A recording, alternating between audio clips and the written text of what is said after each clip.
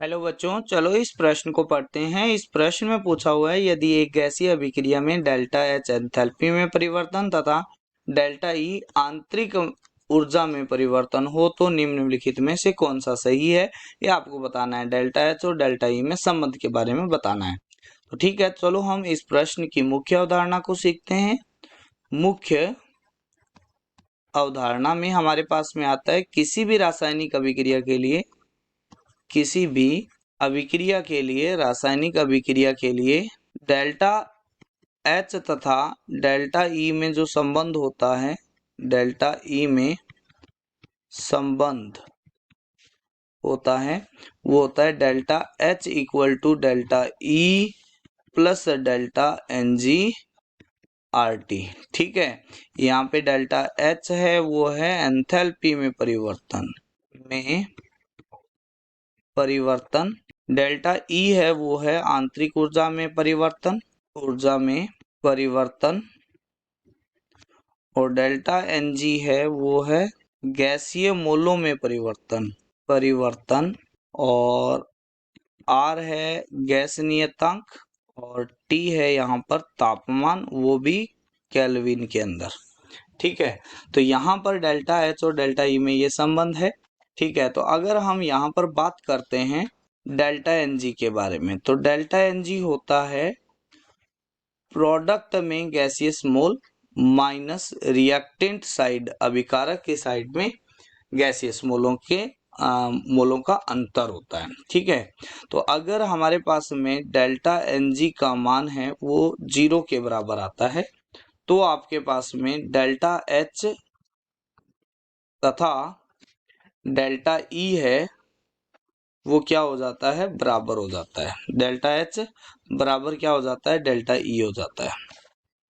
ठीक है, क्योंकि ये मान हम कहाँ पे करते हैं, इस वाले संबंध में पुट करते हैं तो हमारे पास में। ठीक है, तो डेल्टा एन जी 0 का मतलब है कि प्रोडक्ट साइड गैसियस मोल है वो रिएक्टेंट साइड है उसके गैसियस मोलों के बराबर है।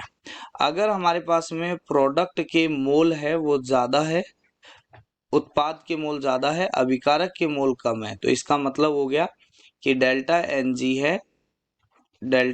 है वो ग्रेटर देन 0 है। तो आपके पास में अगर ग्रेटर देन 0 होगा तो हमारे पास डेल्टा एच है वो डेल्टा ई से बड़ा होगा, और अगर उत्पाद के मोल अभिकारक के गैसीय मोलों से कम है, या फिर हम बोल सकते हैं कि डेल्टा एन जी है वो लेस देन 0 है, तो क्या होगा, डेल्टा एच है वो क्या होगा, कम होगा, और डेल्टा ई क्या होगा, छोटा होगा। इसको हम इस में रख के आपके पास निकालते हैं। ठीक है, तो यहाँ पर हमारे पास में आता है कि हमेशा बड़ा होगा, ये तो गलत कथन हो गया। डेल्टा ई बड़ा होगा, डेल्टा एच छोटा होगा, ये तब होगा जब अभिकारक के मोलों की संख्या उत्पादों के मोलों की संख्या से अधिक होती है। तो यहाँ पर दिया हुआ उत्पाद के मोलों की संख्या अभिकारक के मोलों की संख्या से अधिक हो, ये नहीं हो सकता। ठीक है, तो यहाँ पर आपके पास में ये कथन भी गलत हो गया, और ये कहता है हमेशा छोटा होता है, ये भी गलत है। अब कहता है कि डेल्टा ई बड़ा होगा यदि उत्पाद के मोलों की संख्या अभिकारक के मोलों की संख्या से कम होती है, तो ये बिल्कुल सही कथन है जो आपके पास में हमने यहाँ पर देखा है। ये यहाँ पर हमने इस चीज को देखा है कि भाई जब अभिकारक के मोलों की संख्या उत्पादों के मोलों की संख्या से क्या होती है, अधिक होती है, या उत्पाद के मोलों की संख्या अभिकारक के मोलों से कम होती है, तब आपके पास में क्या होता है, delta H less than delta E होता है, जो ऑप्शन डी में दिया हुआ है। आशा करते हैं मुख्य अवधारणा के आधार पर आपको इस प्रश्न का सही उत्तर समझ में आया होगा। धन्यवाद।